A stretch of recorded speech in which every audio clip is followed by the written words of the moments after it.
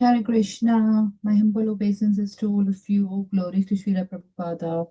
For today, reciters, we have got our dear Yashwani Mataji.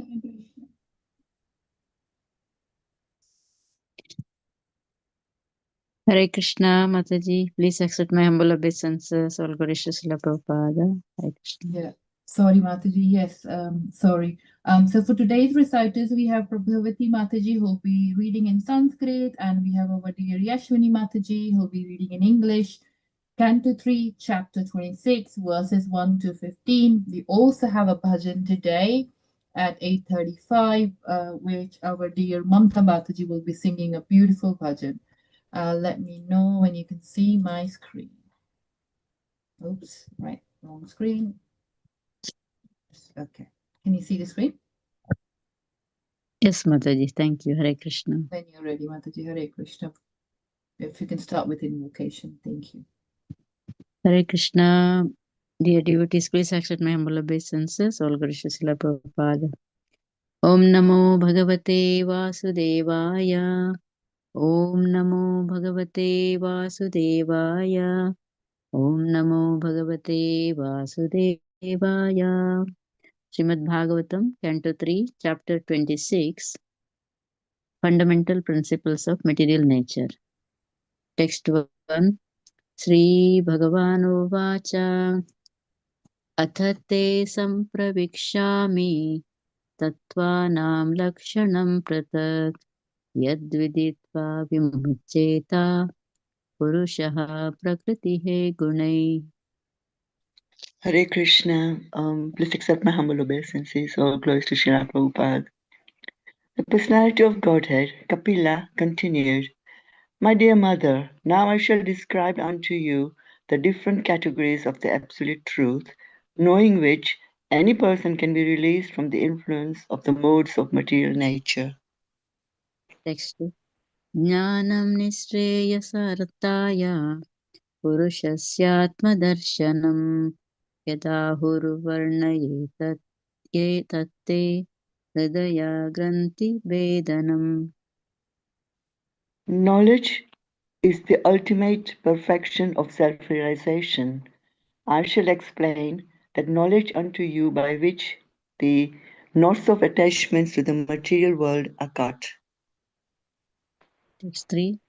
Anadir atma purusho nirgunaha prakrite paraha pratyak dhama swayam jyotir vishwam yena samanvitam.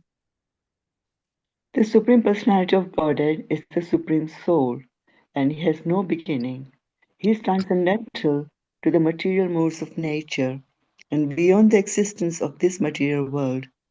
He is perceivable everywhere because He is self-effulgent, and by His self-effulgent luster, the entire creation is maintained. Sayesha prakritim sukshmam daivim gunamayim vibhuhu yadrichaya iva upagatam abhyapradyata leelaya. As His pastime, that Supreme Personality of Godhead, the greatest of the great, accepted the subtle material energy, which is invested with three material modes of nature and which is related with Vishnu. Text 5. Gunair vichitraha srajatim sarupaha prakritim prajaha viloke mumuhe sadriha sayiha jnana guhaya. Divided into varieties by her threefold modes, material nature creates the forms of the living entities, and the living entities, seeing this, are illusioned by the knowledge covering feature of the illusionary energy. Text 6. Evam para vidhyaye dhyanena kartatvam prakrite pumam karmasu kriyamaneshu gunairatmani manyate. Because of his forgetfulness, the transcendental living entity accepts the influence of the material energy as his own field of activities, and thus actuated, he wrongly applies the activities to himself. Text 7. Tadasya sampratihi bandhaha paratantram च tatkritam bhavatya akartur ishasya sakshino nivritatmanaha. Material consciousness is the cause of one's conditional life, in which conditions are enforced upon the living entity by the material energy. Although the spirit soul does not do anything and is transcendental to such activities, he is thus affected by conditional life. Text 8. Karya-karana-kartatve karanam prakritim viduhu bhoktatve sukha-dukkhanam purusham prakrite param. The cause of the conditioned soul's material body and the senses presiding deities, the demigods, is the material nature. This is understood by learned men. The feelings of happiness and distress of the soul, who is transcendental by nature, are caused by the spirit soul himself. Text 10. Devahuti-ruvacha prakritehi purushasyapi lakshanam purushottama bruhi karanayorasya tad-asadaccha yad-atmakam. Devahuti said, O Supreme Personality of Godhead, kindly explain the characteristics of the Supreme Person and his energies, for both of these are the causes of this manifest and unmanifest creation. Text 10. Sri Bhagavan Yattat trigunam avyaktam nityam sadasad atmakam pradhanam prakritim prahur avishesham visheshatam visheshatvat. Thank you. The Supreme Personality of Godhead said, the unmanifested eternal combination of the three modes is the cause of the manifest state and is called pradhana. It is called prakriti when in the manifested stage of existence. Text 11. Panchabihi brahma chaturbihi dashabhistata etat chaturvimshatikam vimshatikam ganam pradhanikam viduhu. The aggregate elements, namely the 5 gross elements, the 5 subtle elements, the 4 internal senses, the 5 senses for gathering knowledge, and the 5 outward organs of action are known as the pradhana. Text 12. Mahabhutani panchaiva bhurapo agnir marunnavaha tanmatrani cha tavanti gandhadini matani me. There are 5 gross elements, namely earth, water, fire, air, and ether. There are also 5 subtle elements: smell, taste, color, touch, and sound. Text 13. Indriyani dasha shrotram tadrig rasana nasikaha vakkarau charanam medram payurdashama uchyate. The senses for acquiring knowledge and the organs for action, number 10, namely the auditory sense, the sense of taste, the tactile sense, the sense of sight, the sense of smell, and the active organs for speaking, working, traveling, generating, and evacuating. Text 14. Mano buddhihi ahankaras chittam ityantar atmakam chaturda lakshate bhedo pratyalakshana rupaya. The internal subtle senses are experienced as having 4 aspects in the shape of mind, intelligence, ego, and contaminated consciousness. Distinctions between them can be made only by different functions, since they represent different characteristics. Text 15. एतावान् एव साङ्ख्यातो ब्रह्मणः गुणस्यः सन्निवेशो मया प्रोक्ता यः कालः पञ्चविंशकः। All these are considered the qualified Brahman. The mixing element, which is known as time, is counted as the 25th element. Hare Krishna, thank you for the opportunity. Hare Krishna, thank you very much for the opportunity. All Guru Srila Prabhupada, Hare Krishna. Hare Krishna, thank you so much, Prabhavati Mataji and Yashwini Devi, Sachi Devi, for reciting the Sanskrit and English from the chapter 26, Fundamental Principles of Material Nature, Canto 3, Status Quo. Hare Krishna, everyone. Just want to check you can hear me okay. And I'm just going to share the screen as well. Yes. Thank you. Thank you. And can you see the screen okay? Yes, Prabhuji. Okay, thank you. Hare Krishna, everyone. Please take some Hare humble Krishna. obeisances. All glories to Srila Prabhupada Guru Maharaj for today's verse, 8th of March, 2026. We're going to be looking at Canto 3, Chapter 26, verse number 3. Om Namo Bhagavate Vasudevaya. Om Namo Bhagavate Vasudevaya. Om Namo Bhagavate Vasudevaya. Narayan Namaskrityam Naram Chaiva Narotanam Devim Saraswati Vyasam Tato Jayamudiraya Astashu Bhadreshu Nitya Bhagavata Sevaya Bhagavatamutam Shloke Bhakti Bhavati Naishtaki.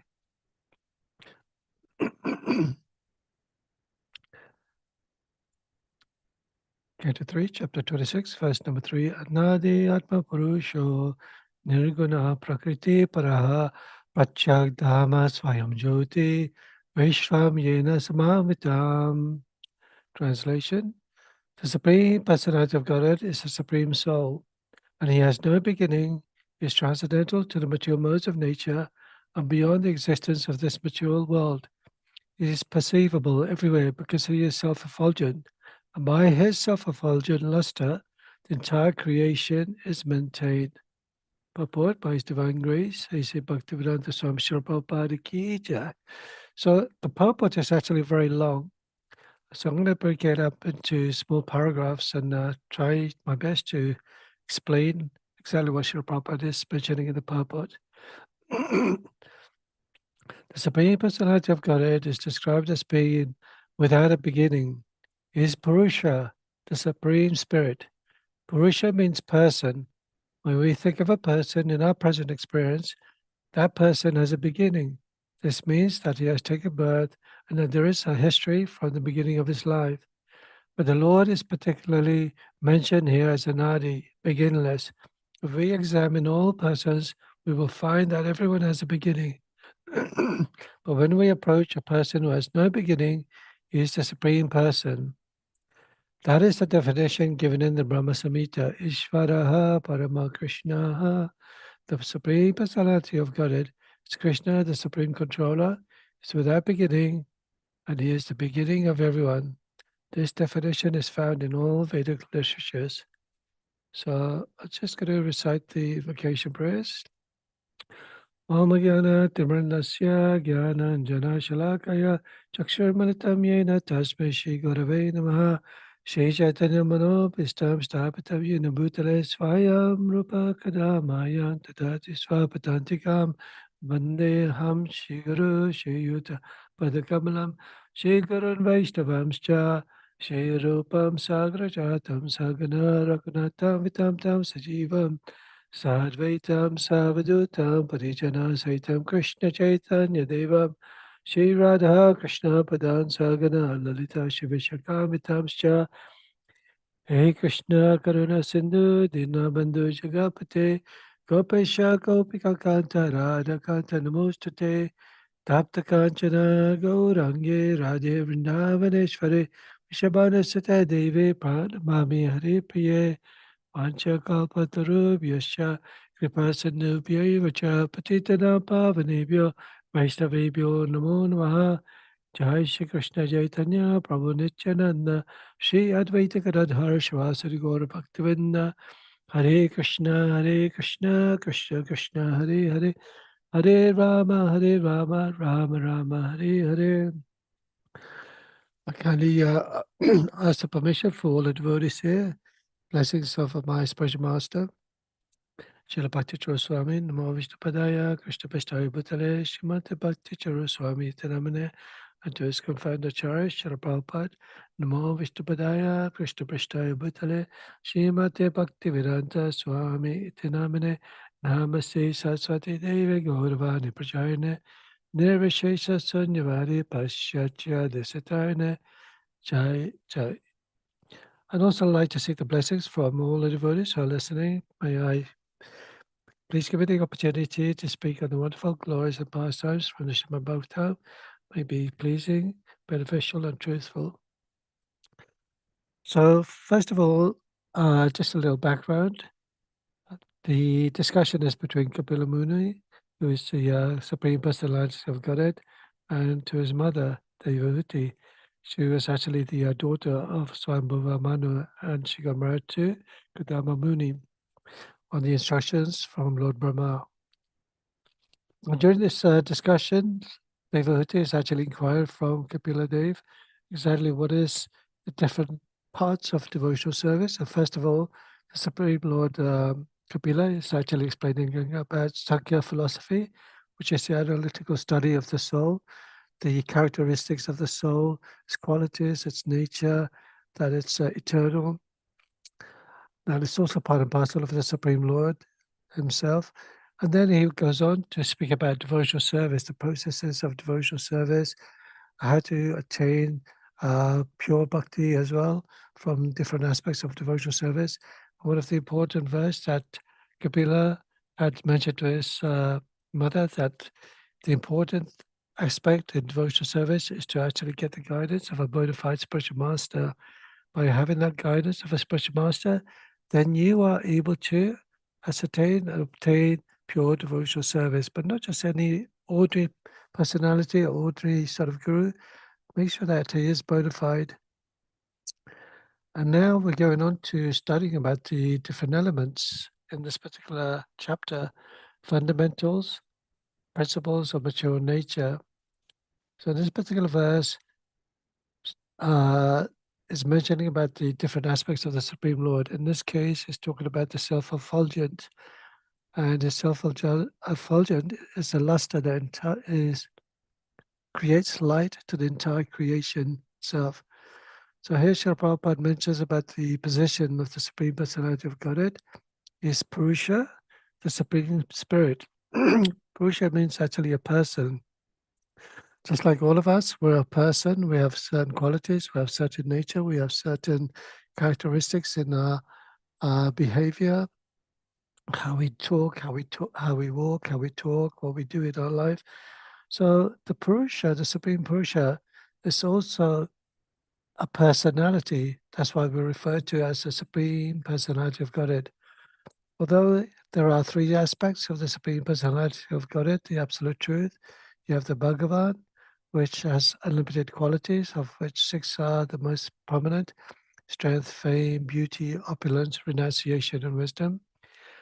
And then we have the Paramatma of the Absolute Truth, which is the Super Soul, which pervades in every living entity. And then we have the Brahman, which is the spiritual effulgence of the Supreme Person. So here, Srila Prabhupada is mentioning in the purport that the Lord is actually a nadi, he's beginningless. So unlike all of us, the body, the material body that's covering the spirit soul is temporary and it perishes. So even though the verse from the Bhagavad Gita mentions, for one who has taken birth, death is certain, for after death he is sure to take birth again. But it's not the soul that takes birth, but the soul actually has a new body. But that body is based on our sort of piety from our lives in the previous life that we've accumulated over many, many lifetimes. Depending on what you are, what you did, how you behaved, if you are in the mode of goodness, passion, or ignorance, that also determines the body that you have in this lifetime.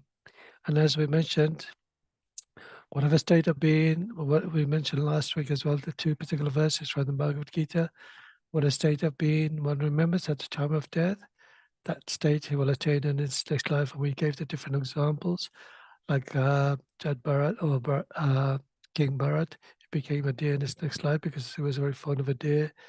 And then there was another great king who was very fond of his wife. He also became a lady in his next life. So further along, Srila Prabhupada mentions from this particular verse from the Brahma Samhita, Ishvara Parama Krishna. So I just share this verse with all of you.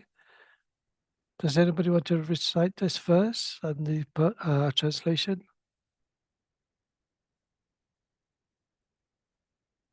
Hare Krishna, Prabhuji, may I try, please? Yeah, sure. Dalika Mataji, go ahead. Hare Krishna.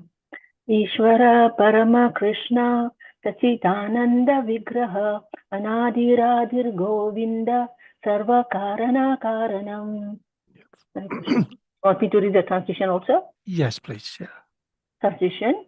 Krishna, who is known as Govinda, is a supreme Godhead. He has an eternal, blissful spiritual body. He is the origin of all. He has no other origin. And he is the prime cause of all causes. Hare Krishna. Thank you so much. So here the verse actually explains about the position of Krishna.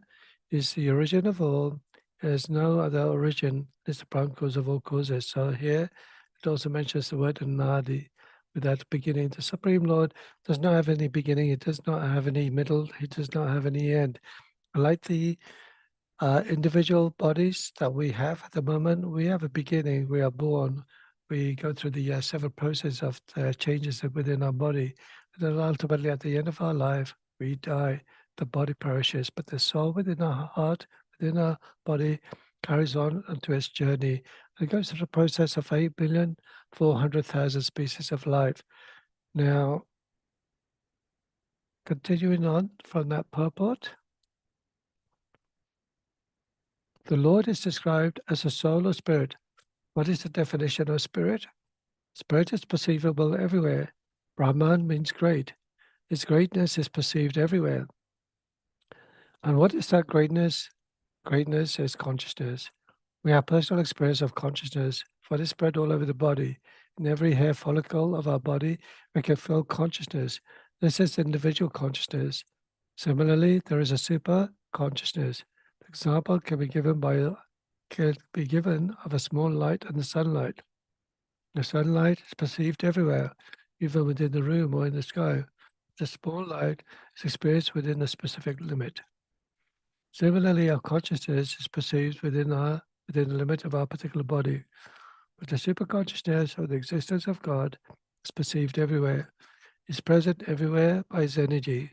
It is stated in the Vishnu Purana that whatever we find anywhere and everywhere is the distribution of the energy of the Supreme Lord. In Bhagavad Gita, also it is confirmed that the Lord is all-pervading and exists everywhere by his two kinds of energy, one spiritual and the other material. Both the spiritual and material energies are spread everywhere, and that is the proof of the existence of the Supreme Personality of Godhead. So once again, that is getting deeper and deeper into the philosophy of the Supreme Lord in his formless consciousness, that the Brahman is considered to be consciousness, but not just any old consciousness. It's considered to be the spiritual consciousness, the ultimate consciousness. It can perceive everything around it. And Prabhupada gives example, just like we have the sun, it can shine everywhere, it can pervade everywhere, even inside a room, whereas the individual light, which is compared to the individual soul within our body, can only light up within that room itself. So our quality of the soul compared to the super soul is unfathomable. And just like, although the soul is part and parcel of the Supreme Lord, but it's still very limited. It doesn't have all the full complete qualities as the Supreme Brahman or the Supreme Soul. But in this case, the Brahman is referring to the supreme effulgence of the Supreme Lord. So it actually mentions about the like when you have the moonlight is actually the moonlight is actually shining from the reflection or the light shining from the sun onto the moon. And the sun, although it's pervading everywhere, But where is that light coming from? And it's actually mentioned that that light is caused by the reflection of the Supreme Brahman. So it's not such a consideration where the sun is just shining by its own accord, but it's actually a reflection of the Supreme Brahman. Okay.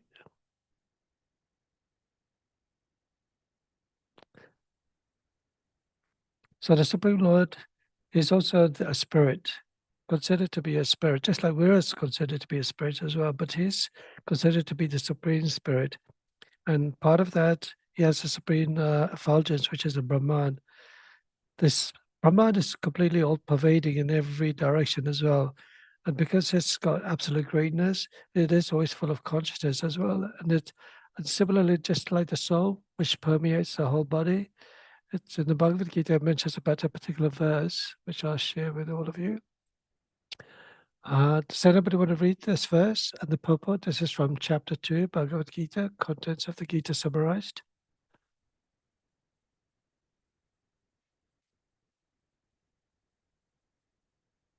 May I, Prabhuji? Yes, go ahead, Mataji. Hare Krishna. Thank you. Avinashi tu tadvidhi yena sarvam idam tatam vinasham avyayasyasya na kaschit kartum arhati. That which pervades the entire body you should know to be indestructible. No one is able to destroy that imperishable soul. Hare Krishna. Thank you. So here it actually explains from this verse, what is it that's pervading the whole body? Is that consciousness? That consciousness is considered to be a symptom of the soul. The soul is eternal. It cannot die. It cannot be withered by the wind. The soul is completely imperishable. Know that which pervades the entire body, you should know it to be indestructible. The spirit soul cannot be cut into pieces by any weapon, or burnt by fire, or moistened by water, or withered by the wind. Because why is that? Because the soul is considered to be part and parcel of the Supreme Lord. But the soul itself is so minute, it cannot be perceived by the human eye. And in one of the explanation in the Bhagavad Gita mentions that it is considered like 1,000 times 1,000 the tip of a hair. That is so small, it's even smaller than an atom. And do you know how many atoms there are across the width of a millimeter? It's considered to be like 2 million to 8 million atoms in 1 millimeter. So you can imagine how small, it's completely invisible, but yet that soul gives that energy within our life, gives that nourishment within our life, gives that, the consciousness within our life. As soon as the soul leaves the body is useless. It doesn't have any sort of ability to do anything at all. It won't be able to walk, talk, or even have any thoughts or any process. None of the nervous system would work at all, because once the soul leaves the body, which actually causes it to function in such a way, then the body is completely useless. So it's important to understand why Srila Prabhupada is speaking about this particular consciousness, about the soul, so much in a lot of his philosophy, because he refers to all of us that the body, although it's made out of the 8 elements, earth, water, fire, air, ether, even the subtle body, those are the 5 gross material elements, and the subtle body made of 3 elements, which is mind, intelligence, and ego. They are still considered to be material. They are not, or rather, they are material, even like the mind, intelligence, the ego itself. And Srila Prabhupada mentions that the body gets a particular form based on our previous life, but the soul within the body goes through that journey from boyhood to youth to old age, and ultimately at the time of death, it accepts a new body. Just like a person changes his garments and puts on new clothes, then similarly, the soul accepts a new mature body, giving up the old and useless ones. But it's quite important why Srila Prabhupada is emphasizing this so much, because we are so attached to our body, we are so attached to how we look, our physical nature, the hair, the eyes, the mouth, the nose, etc. But it says that this is only a material external element of us. But the important thing that you should be thinking about is the soul within our heart. And by doing so, you can actually see and show care and affection for everybody else, because you don't become judgmental by the way somebody looks, but the way he behaves. Of course, that's always natural as well. But once we see the spirit soul within the heart of every living entity, just like it mentions, the learned and the humble sage, by virtue of true knowledge, sees with equal vision a learned and gentle brahmana, a cow, an elephant, a dog, and a dog eater. Even though externally they may have different characters, different sort of qualities, but still the learned sage, through wisdom, he actually sees everybody equally, because he sees them as part and parcel of the Supreme Lord.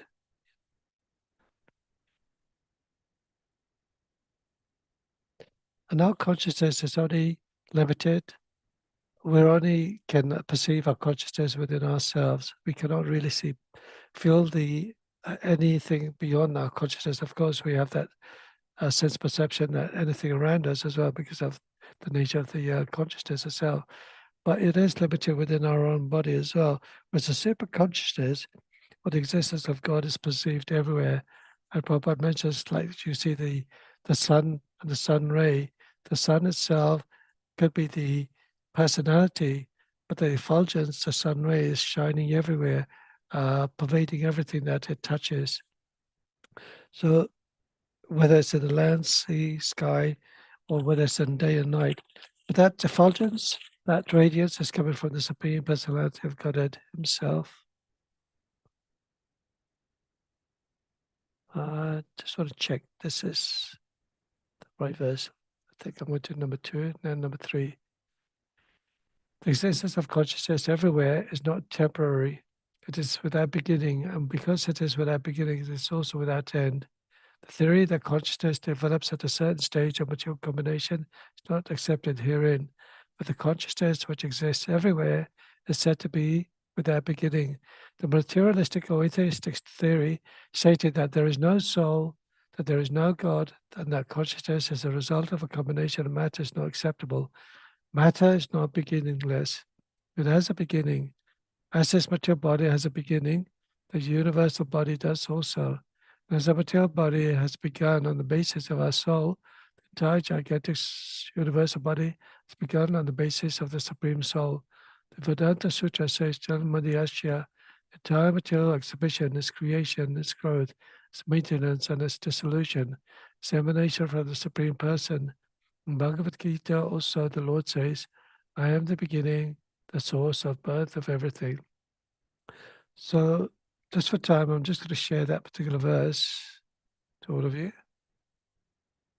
I think it's this one here. This is from chapter 9, the most confidential knowledge. Would anybody like to read this verse and the translation? Prabhuji, Hare Krishna, please accept my Yeah. humble obeisances. All glories to Shri Prabhupada. Yeah. Gatir Prabhu Sakshi Nivasa Sharanam Surat Prabhava Pralaya Sthanam Nidhanam Bijamavyayam. Okay, just before I show the translation, I just want to see, does anybody know the translation at all?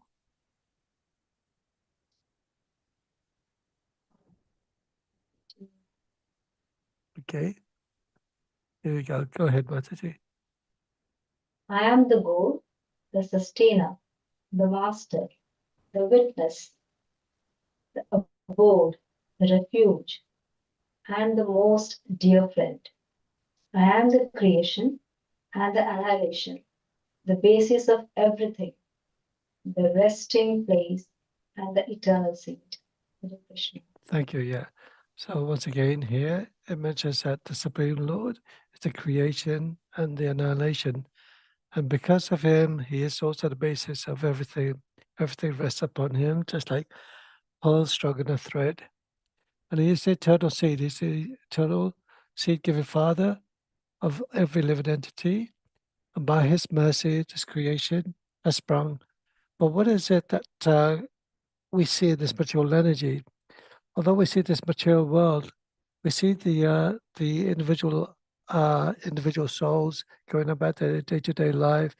You see one nation of one culture, we see another nation of another culture, we see one nation believing in one particular aspect of God or beliefs or a religion, another one believing in another one, but it causes unnecessary differences somewhere where people see certain objection from one sort of a philosophy from one religion to another religion. So what is it that's causing all this differentiation? And it's all to do with all our karmic reactions over many lifetimes. As we understand, this material world is considered to be like a prison house, and we wanted to enjoy without the association of the Supreme Lord and His eternal servitors. So the Supreme Lord, due to our nature, due to our ignorance, we've been severed from our connection to the Supreme Lord, and He's put us into this particular position of the earthly planets. But even then, we are very fortunate because it's said that in the earthly planets, we have a level of intelligence, and we can actually have that level to decide what is right and wrong. Even the demigods themselves, because they live in a very opulent places, Fragaloka, in the higher planetary systems, they have so much opulence, whatever they desire, they can have at the tip of the finger. The ability to actually get connected to the Supreme Lord and free ourselves from the cycle of birth and death is feasible when one is completely surrendered unto the Supreme Lord. But when you have so much opulence, how is it possible to actually surrender unto the Supreme Lord? Because you feel that there is no need for you to surrender. You have everything that you need. You can have as much wealth, as much food, as much enjoyment as you want. But as you know, everything is temporary. Even the planetary system for the demigods, that's all temporary as well. And eventually, after they've used up all their piety, they come back into the material world, either born in a Brahmana family or a Stukat family.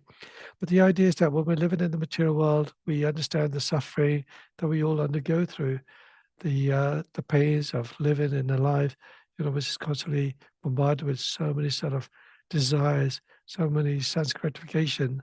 And even though when we do acquire it, there's always some issue one after another. But if one day you could be happy, the next day you could be sad.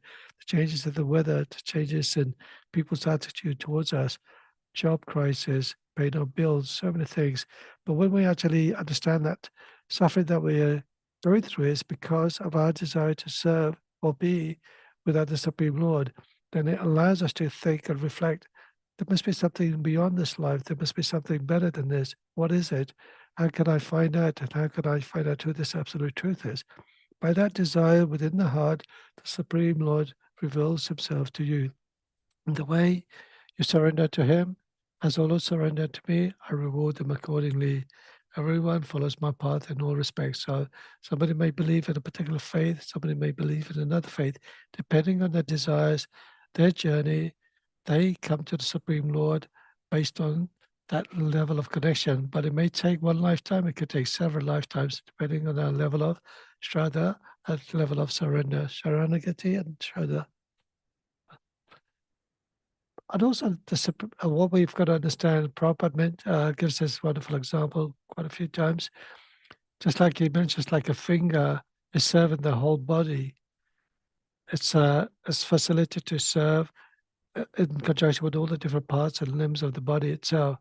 But if the finger is not able to serve the body, it has no value at all. It's considered to be diseased. Similarly, the soul, by nature, is part and parcel of the Supreme Lord, has the qualities and attributes as the Supreme Lord, but on a minute level. But the unfortunate thing is that we've decided to not serve the Supreme Lord. Therefore, we're severed our connection to the Supreme Lord.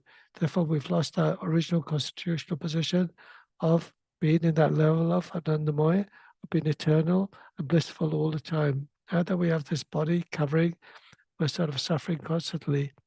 And we have this disease that we don't really fully understand who the Supreme Lord is, but only by the association of a spiritual authority, by surrendering unto the Supreme Lord, following the processes as given by the Shastras, following the regulated principles, that allows us to free ourselves, free our consciousness, become purified day by day by reading the Shastras associated with the Guru and the Sadhus, then we become a bit more awakened in our spiritual journey. Okay. Just carried on this verse from the Prabhupada. Supreme Personality of Godhead is described here. He is not a temporary person, nor does he have a beginning. He is without a cause, and he is the cause of all causes. But Aha means transcendental, beyond the creative energy. The Lord is the creator of the creative energy. We can see that there is a creative energy in the material world, but he is not under this energy. He is Prakriti Paraha, beyond this energy. He is not subjected to the threefold miseries created by the material energy because he is beyond it. The modes of material nature do not touch him. It is explained here, Swayam Jyoti, he is light himself. We have experienced in the material world of one's light being a reflection of another. Just as moonlight is a reflection of the sunlight, sunlight is also the reflection of the Brahma Jyoti. Similarly, Brahma Jyoti, the spiritual effulgence, is a reflection of the body of the Supreme Lord. So I was mentioning earlier on, although you have the moonlight, but that moonlight is a reflection of the sun shining onto the moon. And the sun is shining because the effulgence is the effulgence of the Supreme Person is shining onto the sun, which then transmits onto everything within the material world. But that effulgence is coming from the Supreme Lord, because he is a person. That shows that effulgence is coming from the Supreme Lord himself. Just like the sun rays from the sun and the moon are coming off that particular globe, the Brahman is coming from the Supreme Lord, this eternal supreme effulgence. This is confirmed. Similarly, Brahma Jyoti's spiritual effulgence is a reflection of the body of the Supreme Lord. This is confirmed in the Brahma Samhita, Yasya Prabhava Prabhavataha. The Brahma Jyoti of Brahman effulgence is due to his bodily luster. Therefore, it is said here, Swayam Jyoti. He himself is light. His light is distributed in different ways as the Brahma Jyoti, as sunlight and as moonlight. Bhagavad Gita confirms that in the spiritual world there is no need of sunlight, moonlight, or electricity. The Upanishads also confirm this, because the bodily luster of the Supreme Personality of Godhead is sufficient to illuminate the spiritual world. There is no need of sunlight, moonlight, or any other light or electricity. This self-illumination also contradicts the theory that the spirit soul or the spiritual consciousness develops at a certain point in the material combination. This term Swayam Jyoti indicates that there is no tinge of anything material or any material reaction.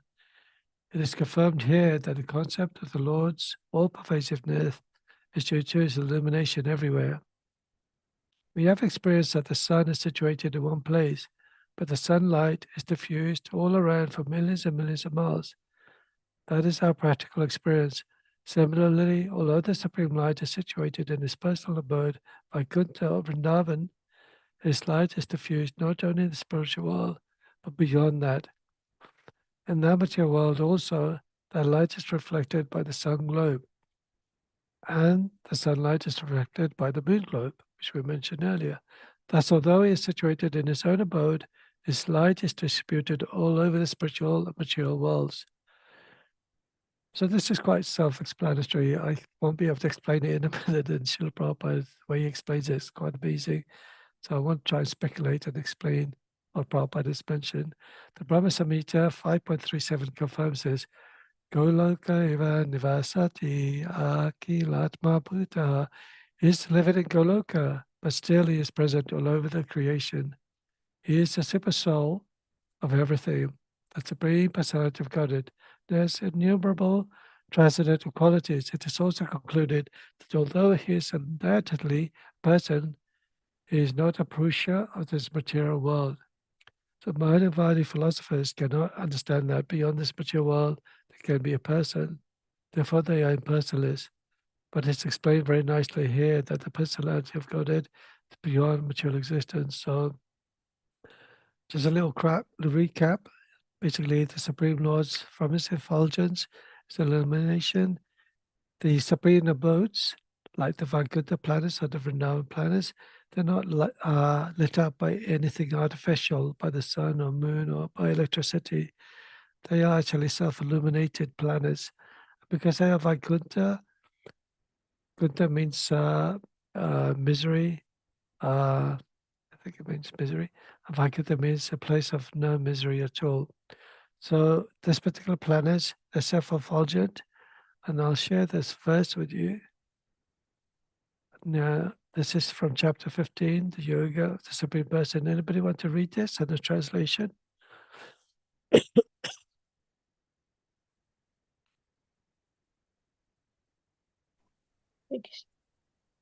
Yeah, go ahead. Mataji. Translation, you said, Prabhuji? Yeah, the Sanskrit, yeah? Could you read it? Could you see it? Yeah.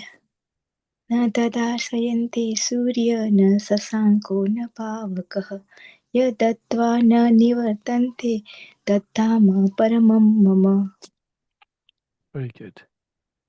Supreme abode of mind is not illuminated by the sun or moon, nor by fire or electricity. Those who reach it never return to this material world. Hare Krishna. Thank you. So who wants to live in the spiritual world? Who wants to live in the supreme abode where there's no need for fire, electricity? You don't need to pay for the fire bill, electricity bill, nothing at all. It's all self-illuminated. You don't have to worry about the heat or cold. So it's going to be whatever temperature you decide, that's the temperature it'll be suited for your needs. That is the beauty of the Supreme Personality of Godhead's abode, is not of this mundane material world. It doesn't have all the miseries as the material world, Adidevika, Adibodhika, Adhyatmika.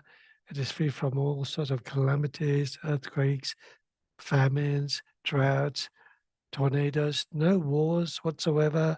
The Supreme Lord is there playing in his original transcendental person as Krishna with his cowboys.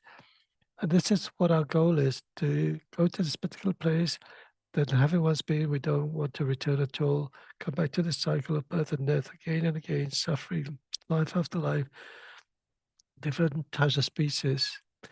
So why is it not illuminated by sun or moon, by fire electricity? Because that supreme effulgence coming from the Supreme Personality of Godhead, as Srila Prabhupada mentions down here, that effulgence is coming from the Supreme Soul, the Supreme Personality of Godhead himself.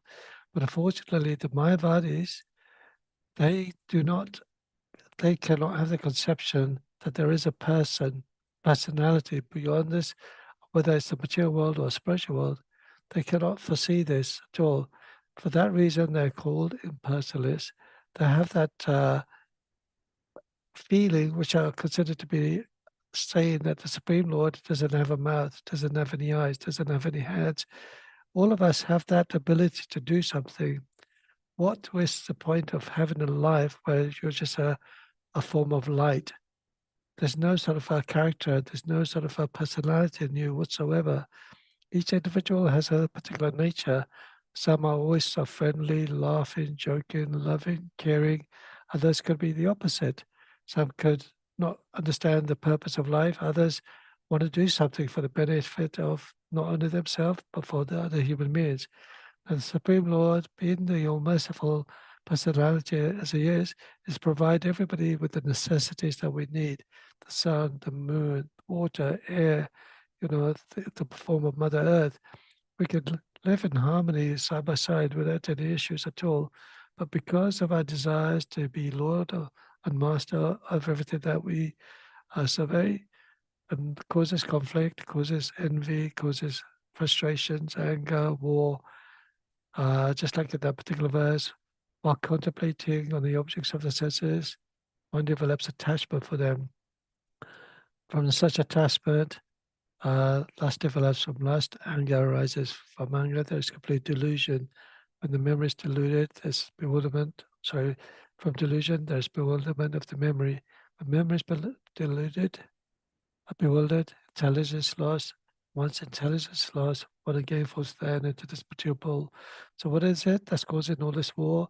This attachment for the different minerals around the world, this land, this philosophy, this culture, where the considered to be a higher sort of race than anybody else. Just like Hitler, he wanted to kill all the innocent Jews, millions and millions of Jews he killed, slaughtered them.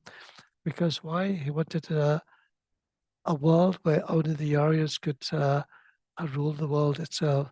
He considered them to be a higher class than anybody else. But of course, the Supreme Lord is so merciful to every living entity. I am Vinoan, I'm equal to all, I'm partial to none, but whosoever renders service to me in devotion is a friend is in me, and I am also a friend to him. That's what we want to do. Serve the Supreme Lord. We take one step towards the Supreme Lord, and he takes 10 steps to us. But sometimes people may ask, but I'm taking steps to the Supreme Lord. Why can't I feel him? Why can't I see him? Why can't I experience that love and joy that other people feel? It will happen slowly, slowly. It's just a matter of time that's separating you. The Supreme Lord is always in your heart. He's always taking care of every living entities, whether it's a tiny ant or a mighty elephant. Supreme Lord is always merciful. But the idea is that you have complete faith in the Supreme Lord, complete faith in the Shastras. Nowadays, a lot of people tend to want to pick and choose what they want in their spiritual journey. Some people come to the spiritual journey because they want to have meditation, they want to have some feeling of inner peace within themselves. Some people come for the association with the temples, ashrams, because they feel that there's a need to do something for themselves. Maybe they're suffering through difficulties in their own personal journey, work. They want to sort of abandon all the issues that's going on around the world, family issues, worldly issues, job issues. And they just want to be free, just live in the forest and be away from everything else. But actually, no, the Supreme Lord is so merciful that he gives everybody an opportunity who comes to him to serve him in whatever way we can. But the devotee actually sees, well, I've got this rare form of human life. I've got the ability to see, talk, watch, and everything else.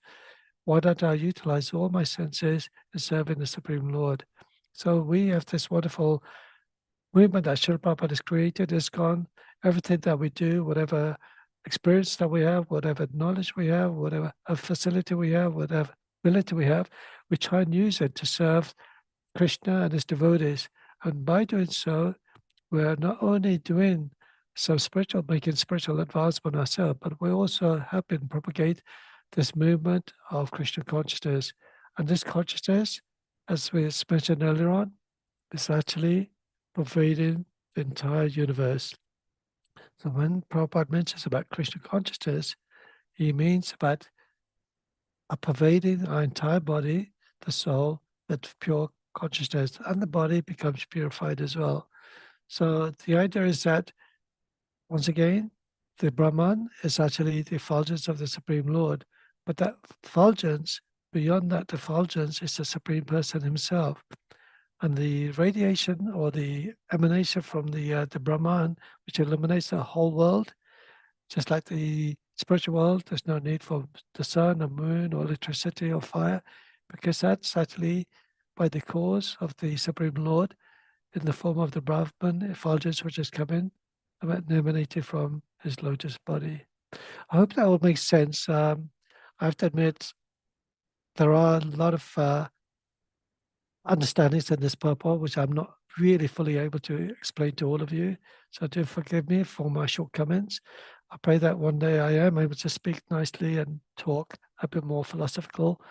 I'm one of those persons who are very simple in my life, just chanting the holy name of the Lord and doing devotional service where I can. So is there any questions, comments, or any corrections anybody wants to add? Joe, please.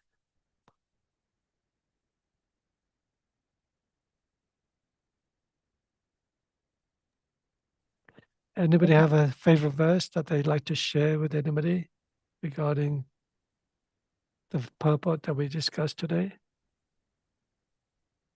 Hare Krishna Prabhuji, my pranams, all glories to Srila Prabhupada. Prabhuji, it's Namrata. Prabhuji, I think just one reflection, beautifully explained as always, Prabhuji. Just one reflection, Prabhuji. I know it's very small, but it's so important. You said it's all a matter of time that, the love for God will keep increasing for Krishna. And I think that just stood me because I see lots of beautiful devotees, everybody here who do such a great service. And sometimes I just feel a bit bit low, that I wish I could do more, I wish I could do more.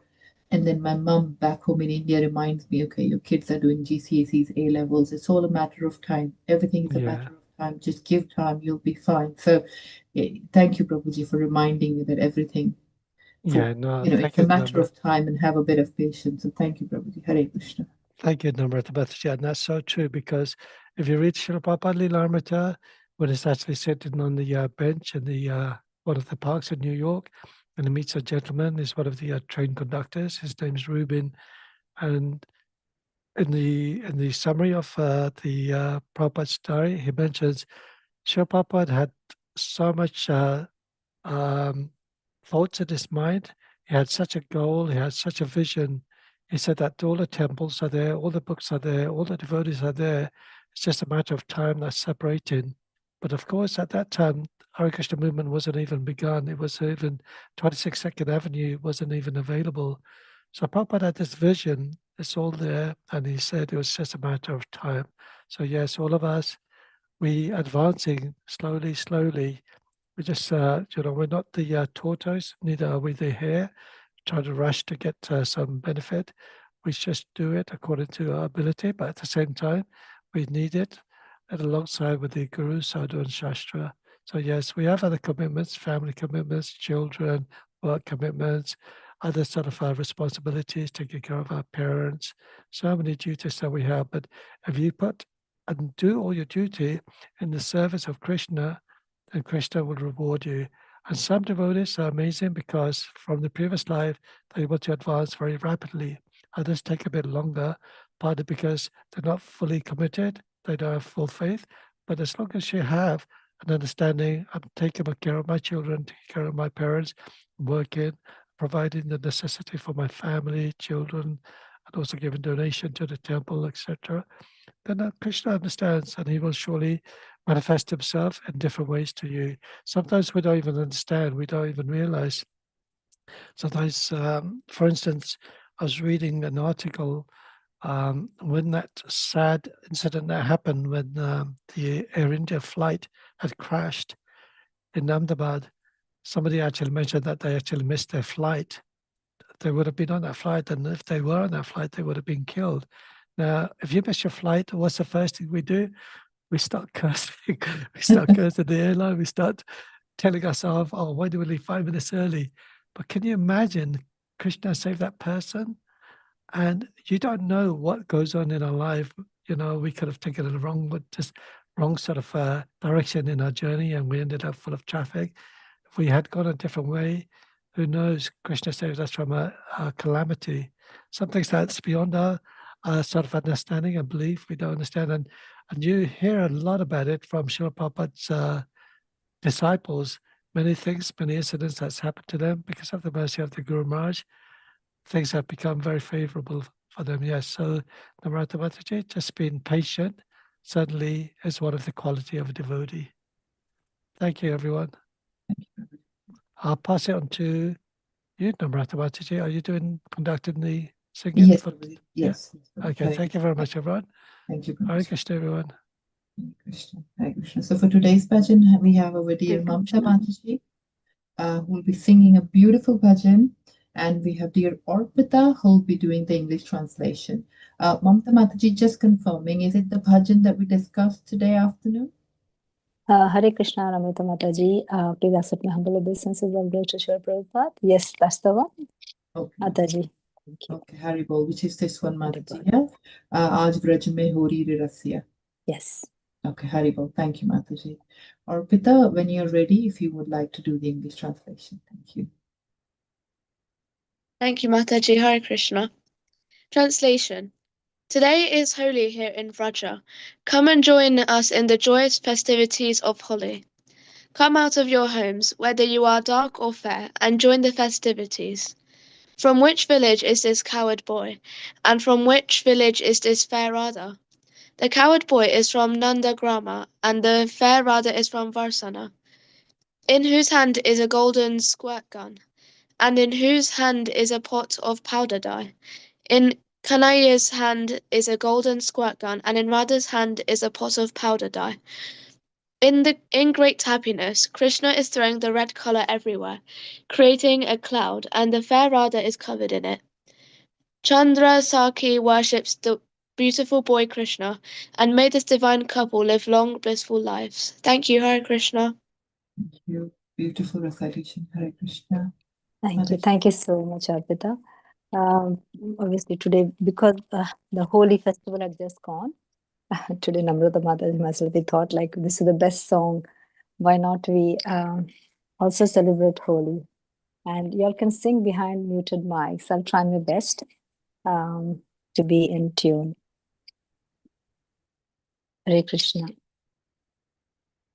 आज बिरज में होरी रे रसिया, आज बिरज में होरी रे रसिया, होरी रे रसिया बर जोरी रे रसिया, होरी रे रसिया बर जोरी रे रसिया, आज बिरज में होरी रे रसिया, आज बिरज में होरी रे रसिया, अपने अपने घर से निकसी, अपने अपने घर से निकसी, कोई श्यामल कोई गोरी रे रसिया, कोई श्यामल कोई गोरी रे रसिया, आज बिरज में होरी रे रसिया,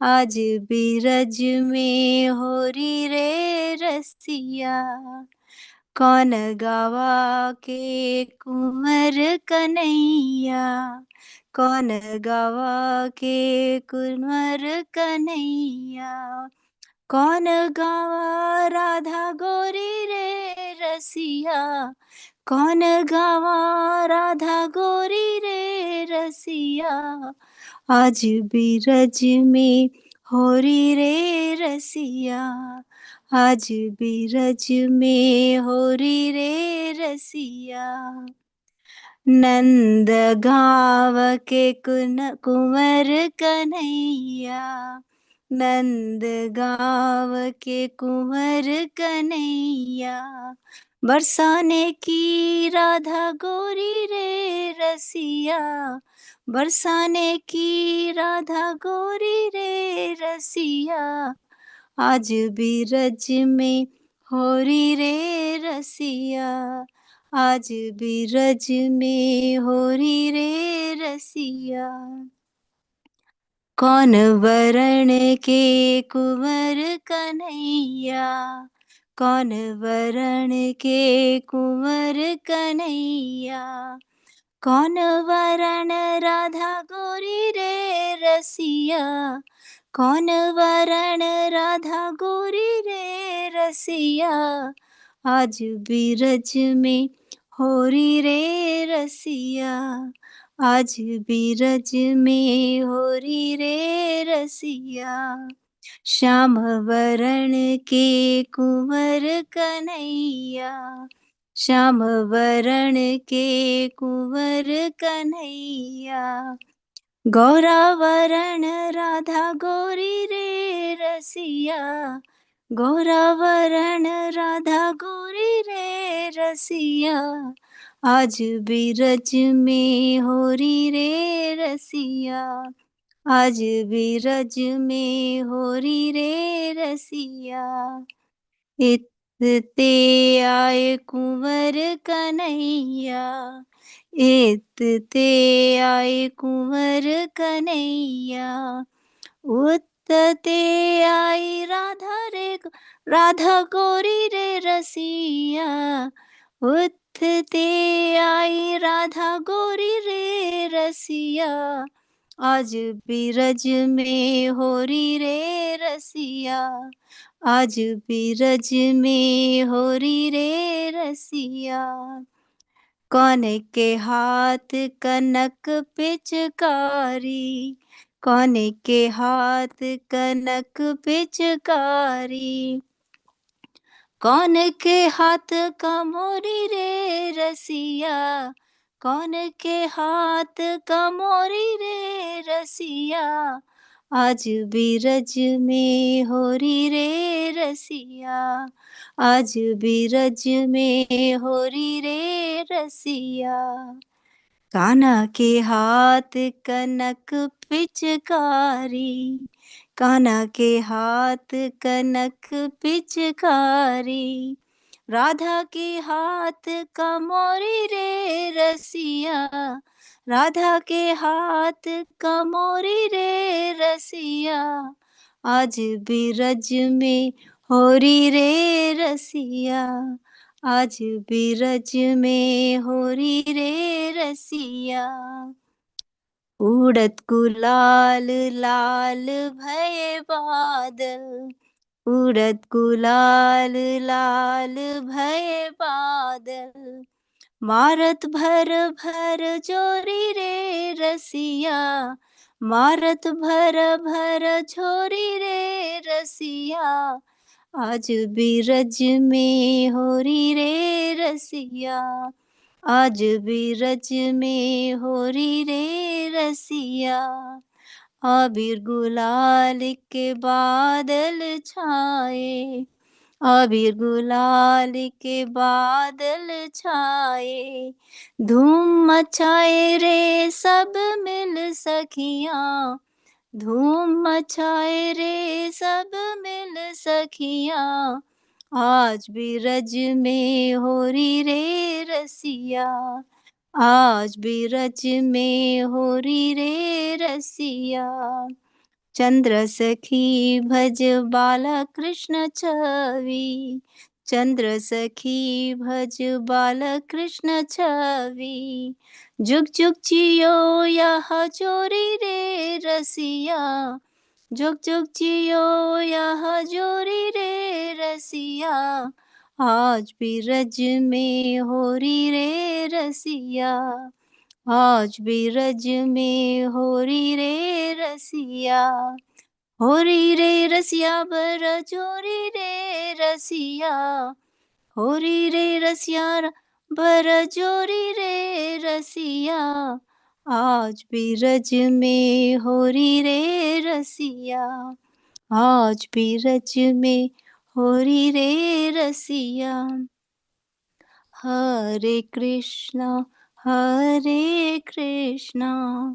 कृष्णा कृष्णा हरे हरे, हरे रामा राम राम हरे हरे, हरे कृष्णा कृष्ण कृष्ण हरे हरे, हरे राम राम राम हरे हरे, हरे कृष्णा कृष्ण कृष्ण हरे हरे, हरे Ram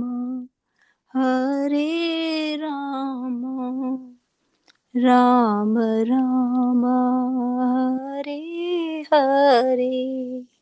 Happy Holi to the holy couple. Hare Krishna. Thank you so much for listening. Please forgive me. Hare Krishna Mataji, beautifully sang, and also very last minute I asked you, Mataji. So this was beautiful, very so much justice, Mataji. Oh, glory to your service. Oh, glory to Srila Prabhupada. Thank you. All good Srila Prabhupada Mataji. Thank you so much for giving me the opportunity to sing. I really enjoyed singing the song. Hare Krishna, Mamta Mataji. Thank you so much. You brought me back to my youth. You know, in Bhojpuri, you are singing so nicely. Hare Krishna. Thank you so much. Thank you so much, Mataji. Thank you. Yes, it was lovely singing. Thank you so much, Mataji. It just reminded me of all the days when all the ladies used to sing in the Sanghas at during Garba and that. Such a beautiful song. It's not a song which I'd known. So it's nice to hear the translation and also the singing as well. So thank you very much, Mataji. Thank you, Prabhuji. Thank you so much. Hare Krishna. Hare Krishna. Hopefully you can sing again. Thank you so much, Prabhuji. Thank you. Thank you, everyone. Thank you for joining in. I just certainly wish you all a wonderful week ahead of you. Please always remember Krishna and never forget him. Jai Srimad Bhagavatam ki jai. Jai. Natakota Vaishnavrinda ki Ki jai. jai. Vanta Kalpatarubhyascha Kalpatarubhyascha Krishna Kripa Kripa Sindhubhya Sindhu Evacha Evacha Patitana